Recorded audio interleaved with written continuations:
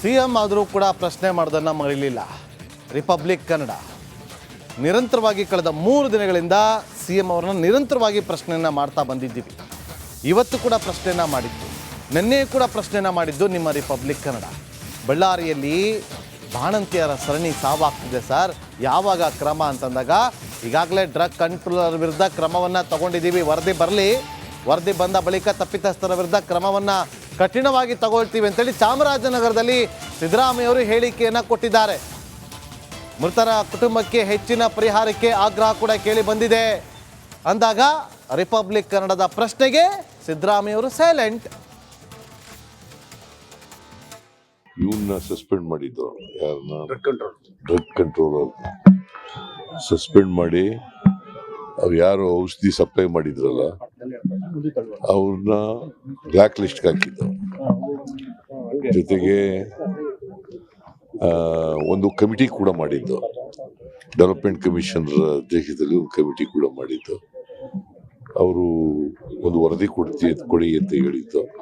ಅವ್ರು ವರದಿ ಕೊಟ್ಟ ಮೇಲೆ ಯಾರು ತಪ್ಪಿತಸ್ಥಿದ್ರು ಅವ್ರ ಮೇಲೆ ಕ್ರಮ ತಗೋತೀವಿ. ಈಗಾಗಲೇ ತಗೊಂಡಿದ್ದೀವಿ, ಇನ್ನು ಮುಂದೇನು ಕೂಡ ತಗೋತೀವಿ. ಕೋಮು ಸೌಹಾರ್ದ ಗಲಾಟೆ ಆದ 5 ಲಕ್ಷ ಪರಿಹಾರ ಕೊಡ್ತಾರೆ, ಜೀವಗಳು ಹೋಗಿದೆ, ಆದ್ರೆ ಬರೀ 2 ಲಕ್ಷ ಕೊಟ್ಟರು ಸರಿ ಇಲ್ಲ ಅಂತ ಯಾರು ನೀನ್ ಹೇಳ್ತಾ ಇದ್ದೀಯ? ಅಲ್ಲ ಸರ್, ಜನಗಳು ಕೂಡ ಕೇಳ್ತಾ ಇದಾರೆ ಸರ್. ಯಾವ ಜನಗಳಪ್ಪ? ಕುಟುಂಬಸ್ಥರು ಕೇಳ್ತಾ ಇದಾರೆ ಸರ್, ದುಡ್ಡು ಕಡಿಮೆ ಆಯ್ತು ಅಂತ ಸರ್. ಈಗ ಶ್ರೀರಾಮುಲು ಬಿಜೆಪಿ ಪ್ರತಿಭಟನೆ ಮಾಡ್ತಾರೆ ಬಳ್ಳಾರಿಯಲ್ಲಿ. ಶ್ರೀರಾಮುಲು ನೇತೃತ್ವ ಬಾಣಂತಿಯರ ಸಾವಿನ ಪ್ರಕರಣಕ್ಕೆ ಸಂಬಂಧಪಟ್ಟಂಗೆ ಏನಂತ ಏಕಾಗಿ ಪ್ರತಿಭಟನೆ ಮಾಡ್ತಾ ಇದ್ದಾರೆ ಸರ್. ಏನು ಬಾಣಂತಿಯರ ಶ್ರೀರಾಮುಲು ಅವರು ಸಾವಿನ ಪ್ರಕರಣ ನೋಡ, ಈಗ ವರದಿ ಬಲ್ಲಿ ಅವ್ರ ಮೇಲೆ ಕ್ರಮ ತಗೋತೀವಿ. ಕೋಮು ಸೌಹಾರ್ದ ಗಲಾಟೆ ಆದ 5 ಲಕ್ಷ ಪರಿಹಾರ ಕೊಡ್ತಾರೆ, ಜೀವಗಳು ಹೋಗಿದೆ, ಆದ್ರೆ ಬರೀ 2 ಲಕ್ಷ ಕೊಟ್ಟರು ಸರಿ ಇಲ್ಲ ಅಂತ ಯಾರು ನೀನ್ ಹೇಳ್ತಾ ಇದ್ದೀಯ? ಅಲ್ಲ ಸರ್, ಜನಗಳು ಕೂಡ ಕೇಳ್ತಾ ಇದಾರೆ ಸರ್. ಯಾವ ಜನಗಳಪ್ಪ? ಕುಟುಂಬಸ್ಥರು ಕೇಳ್ತಾ ಇದಾರೆ ಸರ್, ದುಡ್ಡು ಕಡಿಮೆ ಆಯ್ತು ಅಂತ ಸರ್. ಈಗ ಶ್ರೀರಾಮುಲು ಅವರು ಬಿಜೆಪಿ ಪ್ರತಿಭಟನೆ ಮಾಡ್ತಾರೆ ಬಳ್ಳಾರಿಯಲ್ಲಿ. ಶ್ರೀರಾಮುಲು ನೇತೃತ್ವ ಬಾಣಂತಿಯರ ಸಾವಿನ ಪ್ರಕರಣಕ್ಕೆ ಸಂಬಂಧಪಟ್ಟಂಗೆ ಏನಂತ ಏಕಾಗಿ ಪ್ರತಿಭಟನೆ ಮಾಡ್ತಾ ಇದ್ದಾರೆ ಸರ್. ಏನು ಬಾಣಂತಿಯರ ಶ್ರೀರಾಮುಲು ಅವರು ಸಾವಿನ ಪ್ರಕರಣ ನೋಡ, ಈಗ ವರದಿ ಬಲ್ಲಿ ಅವ್ರ ಮೇಲೆ ಕ್ರಮ ತಗೋತೀವಿ. ನಮ್ಮ ಮೈಸೂರು ಪ್ರತಿನಿಧಿ ವಿನೋದ್ ಆ ಪ್ರಶ್ನೆಯನ್ನು ಮಾಡಿದ್ದು. 2 ಲಕ್ಷ ರೂಪಾಯಿ ಪರಿಹಾರ ಸಾಕಾಗ್ತಿಲ್ಲ ಅನ್ನೋದು ಒಂದು ಕಡೆ ಆದರೆ, ಇನ್ನೂ ಸೇರೇ ಇಲ್ವಂತೆ ಅನ್ನೋ ವಿಚಾರವನ್ನು ಪ್ರಶ್ನೆ ಮಾಡಿದಾಗ ಯಾರು ನೀವೇ ಹೇಳ್ತಿರೋದು ಅಂತ ಕೇಳಿದ್ರು. ಅದು ನಮ್ಮ ಪ್ರತಿನಿಧಿ ಮೈಸೂರು ರಿಪೋರ್ಟರ್ ವಿನೋದನ್ನು. ಇಲ್ಲಿ ನೆಕ್ಸ್ಟ್ ಸಚಿವರಾಗಿರುವಂಥ ದಿನೇಶ್ ಗುಂಡೂರಾವ್ ಅವ್ರನ್ನ ಕೂಡ ಇವತ್ತು ಪ್ರಶ್ನೆ ಮಾಡಿದ್ವಿ. ದಿನೇಶ್ ಗುಂಡೂರಾವ್ ಅವರು ಕೂಡ ಸಿಗ್ತಾರೆ, ಅದಕ್ಕೆ ಪ್ರತಿಕ್ರಿಯೆಯನ್ನು ಕೂಡ ಕೊಡ್ತಾರೆ. ನಾವು ಕಠಿಣ ಕ್ರಮವನ್ನು ತೆಗೆದುಕೊಳ್ತೀವಿ, ಈಗ ತಪ್ಪಿತಸ್ಥರಾಗಿದ್ರು ಕೂಡ ನಾವು ಕ್ರಮಕ್ಕೆ ಆಗ್ರಹಿಸ್ತೀವಿ ಅಂತ ಕೂಡ ಹೇಳಿದ್ದಾರೆ. ತಪ್ಪು ಯಾರೇ ಮಾಡಿರಲಿ ಕಠಿಣ ಶಿಸ್ತು ಕ್ರಮ ಆಗಲೇಬೇಕು ಸಚಿವರೇ, ಇಲ್ಲಾಂದ್ರೆ ನಾವು ಪ್ರಶ್ನೆ ಮಾಡ್ತೀವಿ ನಿಮ್ಮನ್ನ. ಯಾರು ತಪ್ಪು ಮಾಡಿದ್ದಾರೆ ಅವರನ್ನು ಬಹಿರಂಗಪಡಿಸಿ.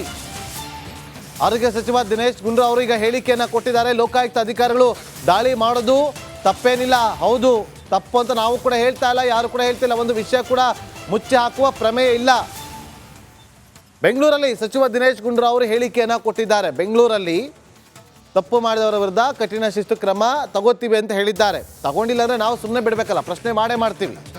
ನೋಡೋಣ, ಇದು ವರದಿ ಬರೋದಕ್ಕೆ ಎಷ್ಟು ದಿನ ಆಗುತ್ತೆ, ಅದನ್ನು ಬಹಿರಂಗ ಪಡಿಸೋದಕ್ಕೆ ನಮಗೆ ಬಹಿರಂಗ ಪಡಿಸೋದು ಬೇಡ. ನೀವು ಅವ್ರ ವಿರುದ್ಧ ಕಠಿಣ ಕ್ರಮ ತಗೊಳ್ಳಿ ಸಾಕು. ಮುಂದೆ ಈಗಾಗದಂತೆ ಕ್ರಮವನ್ನು ಜರುಗಿಸಿ ಸಾಕು. ನೋಡಿ ಏನು ಹೇಳಿದ್ದಾರೆ ಅಂತ. ನೆನ್ನೆ ಹೋಗಬೇಕಾಗಿತ್ತು, ಬಟ್ ನೆನ್ನೆ ಕ್ಯಾಬಿನೆಟ್ ಇರೋದ್ರಿಂದ ನೆನ್ನೆ ಹೋಗಲಿಲ್ಲ. ಆದರೆ ಇದರ ಬಗ್ಗೆ ಈಗಾಗಲೇ ಎಲ್ಲ ಹೇಳಿದ್ದೀವಿ. ನಮ್ಮ ಕಡೆಯಿಂದ ಏನೇನು ಕ್ರಮಗಳು ತಗೊಳ್ತಾ ಇದ್ದೀವಿ, ಎಲ್ಲಿ ಏನಾಗಿದೆ, ಮತ್ತು ಯಾರಾದರೂ ತಪ್ಪು ಮಾಡಿದ್ರೆ ಖಂಡಿತ ಅವ್ರ ಮೇಲೆ ಕ್ರಮ ಆಗುವಂಥದ್ರಲ್ಲಿ ಯಾವುದೇ ಎರಡು ಮಾತು ಇರೋದಿಲ್ಲ. ಅನೇಕ ಕ್ರಮಗಳು ತೊಗೊಂಡಿದ್ದೀವಿ. ಈಗ ಮುಂದೆ ಏನು ಮಾಡಬೇಕು ಅಂತ ಅದರದ್ದು ಕೂಡ ಎಲ್ಲ ನಾವು ಹಲವಾರು ರೀತಿಯಲ್ಲಿ ಕೂಡ ನೋಡ್ತಾ ಇದ್ವಿ. ಆ ಕಂಪನಿ ಮೇಲೆ ಯಾವ ರೀತಿ ಆ್ಯಕ್ಷನ್ ತೊಗೋಬೋದು, ಆಮೇಲೆ ಬೇರೆ ಬೇರೆ ಲ್ಯಾಬ್ಗಳು ಹೇಗೆ ಸರಿ ಇದೆ ಅಂತ ಅವರು ಟೆಸ್ಟ್ ಮಾಡಿಕೊಟ್ಟಿದ್ದಾರೆ.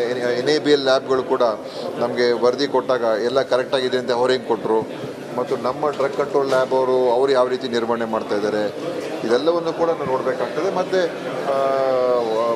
ಇದರ ಬಗ್ಗೆ ಎನ್ಕ್ವೈರಿ ಕೂಡ ನಮ್ಮ ಡೆವಲಪ್ಮೆಂಟ್ ಕಮಿಷನರ್ ಮಾಡ್ತಾ ಇದ್ದಾರೆ. ಸೊ ಅವರ ಒಂದು ರಿಪೋರ್ಟ್ ಕೂಡ ಬರ್ತದೆ. ಲೋಕಾಯುಕ್ತರು ಹೋಗೋದು ತಪ್ಪೇನಿಲ್ಲ, ಯಾಕಂದರೆ ಲೋಕಾಯುಕ್ತರು ಎಷ್ಟು ನಮಗೆ ನೋಡಿ ಪಾರದರ್ಶಕತೆ ಇರಬೇಕು, ಹೊಣೆಗಾರಿಕೆ ಇರಬೇಕು, ಮತ್ತು ಸತ್ಯಾಂಶಗಳು ಹೊರಗೆ ಬರಬೇಕು. ಯಾವ ಒಂದು ವಿಷಯ ಕೂಡ ಮುಚ್ಚಾಕುವಂಥ ಪ್ರಶ್ನೆ ಇರೋದಿಲ್ಲ. ಅದರಿಂದ ಲೋಕಾಯುಕ್ತರು ಎಲ್ಲಿಗೆ ಬಳ್ಳಾರಿಗೆ ಹೋಗಿದ್ದಾರಾ?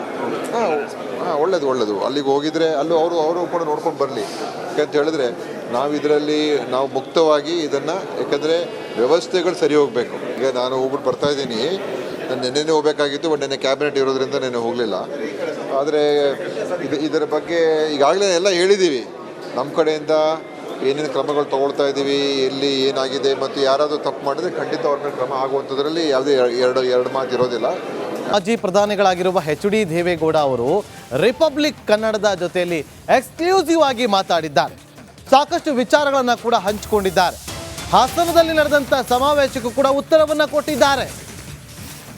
ಇಂಡಿಯಾ ಜೊತೆ ಹೋಗಿದ್ದೇವೆ, ನಮ್ಮದೇನು ತಕರಾರಿಲ್ಲ, ಸಣ್ಣ ಪುಟ್ಟ ವ್ಯತ್ಯಾಸಗಳಿದೆ, ಸರಿಪಡಿಸಿಕೊಳ್ಳುತ್ತಾರೆ ಅಂತ ರಿಪಬ್ಲಿಕ್ ಕನ್ನಡಕ್ಕೆ ಮಾಜಿ ಪ್ರಧಾನಿಗಳಾಗಿರುವ HD ದೇವೇಗೌಡ ಅವರು ಹೇಳಿಕೆಯನ್ನು ಕೊಟ್ಟಿದ್ದಾರೆ. ನನ್ನ ಟಾರ್ಗೆಟ್ ಮಾಡಿದವರು ಬಹಳ ಜನ ಇದ್ದಾರೆ. ಕಾಂಗ್ರೆಸ್ ಸಮಾವೇಶದಲ್ಲಿ ನನ್ನ ಕುಟುಂಬವನ್ನು ನಿಂದನೆ ಮಾಡಿದ್ದಾರೆ.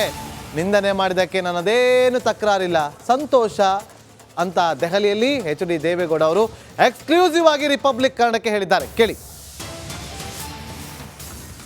ಮಾಜಿ ಪ್ರಧಾನಿ ದೇವೇಗೌಡರು ರಿಪಬ್ಲಿಕ್ ಕನ್ನಡಕ್ಕೆ ಎಕ್ಸ್ಕ್ಲೂಸಿವ್ ಆಗಿ ಒಂದಷ್ಟು ವಿಚಾರಗಳನ್ನು ಹಂಚಿಕೊಳ್ಳಲಿರುವಂಥದ್ದು. ರಾಜ್ಯ ರಾಜಕೀಯದಲ್ಲಿ ಯಾವೆಲ್ಲ ಬೆಳವಣಿಗೆಗಳಾಗ್ತಾ ಇದೆ, ಜೊತೆಗೆ ರಾಜ್ಯದ ಅಭಿವೃದ್ಧಿಯ ವಿಚಾರವಾಗಿ ಯಾವೆಲ್ಲ ಚರ್ಚೆಗಳಾಗ್ತಾ ಇದೆ ಅನ್ನೋದರ ಬಗ್ಗೆ ಮಾತನಾಡಲಿಕ್ಕೆ ನಮ್ಮ ಜೊತೆ ಮಾಜಿ ಪ್ರಧಾನಿ ದೇವೇಗೌಡರು ಇದ್ದಾರೆ. ಅವರನ್ನು ಮಾತನಾಡ್ಸೋಣ. ಸರ್, ಒಂದಷ್ಟು ದೇವೇಗೌಡರ ವಿರುದ್ಧವಾಗಿ ಮಾತುಗಳು ಕೂಡ ಆಡ್ತಾ ಇರ್ತಕ್ಕಂಥದ್ದು ಕಾಂಗ್ರೆಸ್ ನಾಯಕರು. ಅದರಲ್ಲೂ ಸಿದ್ದರಾಮಯ್ಯನವರು ಮಾತೆತ್ತಿದ್ರೆ ಒಂದೇ ಒಂದು ಮಾತನ್ನು ಹೇಳ್ತಾರೆ, ದೇವೇಗೌಡರನ್ನ ಮುಖ್ಯಮಂತ್ರಿ ಮಾಡಿದ್ದು ನಾನು ಅನ್ನುವಂತಹ ಮಾತನ್ನು ಅವಾಗವಾಗ ಹೇಳ್ತಾ ಇರ್ತಾರೆ.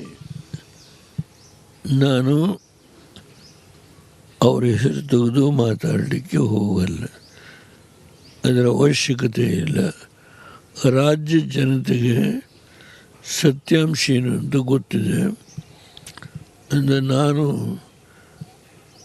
ಆ ವಿಷಯದಲ್ಲಿ ಯಾವುದೇ ರಿಯಾಕ್ಷನ್ ಕೊಡೋದಿಲ್ಲ. ದೇವೇಗೌಡರನ್ನೇ ಟಾರ್ಗೆಟ್ ಮಾಡೋದು ಸಿದ್ದರಾಮಯ್ಯನವರು.